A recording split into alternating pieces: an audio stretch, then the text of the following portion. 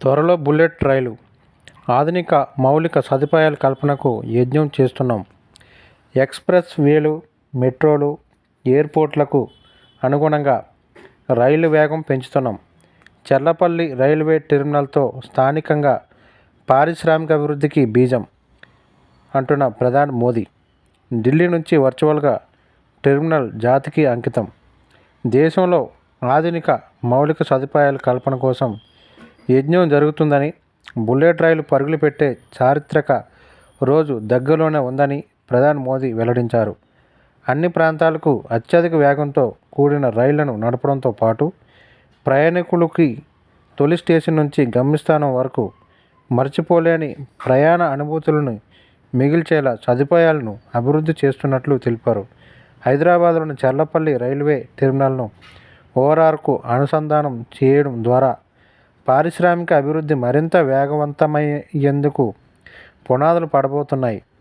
Jammu railway division ప్రారంభం, తూర్పు కోస్తా railway Rayagada division భవన నిర్మాణానికి పునాదులు వేయడం, చర్లపల్లి రైల్వే టెర్మినల్ను జాతికి అంకితం చేసే కార్యక్రమంలో సోమవారం ఆయన ఢిల్లీ నుంచి వర్చువల్గా పాల్గొన్నారు.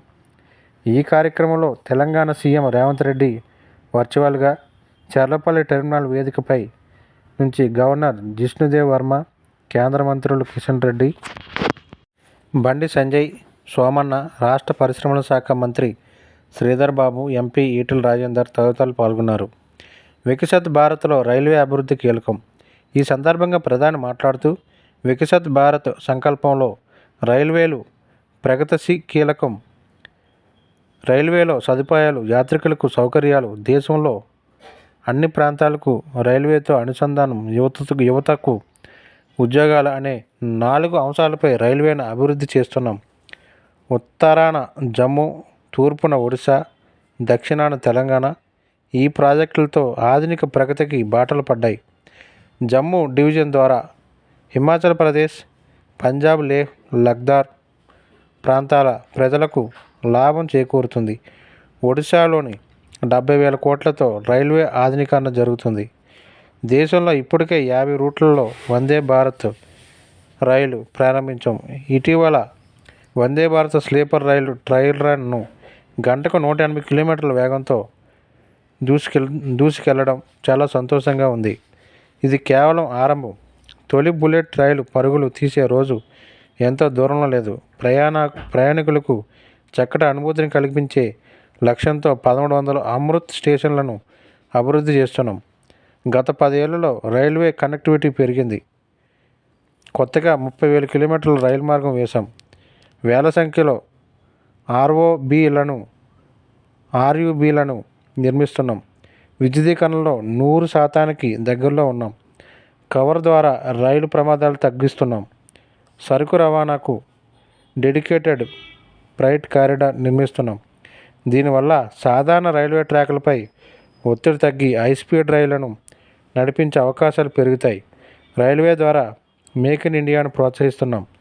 చర్లపల్లిలో అవసరాలన్నింటికీ సూర్యశక్తి. చర్లపల్లి టెర్మినల్తో సికింద్రాబాద్, హైదరాబాద్, కాచిగూడలపై ఒత్తిడి తగ్గుతుంది. ఇక్కడ ఆధునిక ప్లాట్ఫామ్, లిఫ్ట్, ఎస్కలేటర్ ఉన్నాయి. ఈ స్టేషన్ విద్యుత్ అంతా సూర్యశక్తి నుంచి వస్తుంది. ఓఆర్ఆర్కు దగ్గరలో ఉండడంతో ఇక్కడ మరింత అభివృద్ధి జరుగుతుంది. దేశంలో ఎక్స్ప్రెస్ వేలను, మెట్రో నెట్వర్క్లను వేగంగా పెంచుతున్నాం. 10 ఏళ్ల క్రితం 4 నగరాల్లోనే ఉన్న మెట్రో రైలు సేవలు ఇప్పుడు 21 నగరాలకు విస్తరించాయి. వాటి నెట్వర్క్ మొత్తం 1000 కిలోమీటర్లకు చేరింది. ఎయిర్పోర్టుల్లోనూ అత్యుత్తమ సేవలు లభిస్తున్నాయి. దేశంలో 2014లో 74 ఎయిర్పోర్టులు ఉంటే ఇప్పుడు 150కి చేరాయి అని వివరించారు.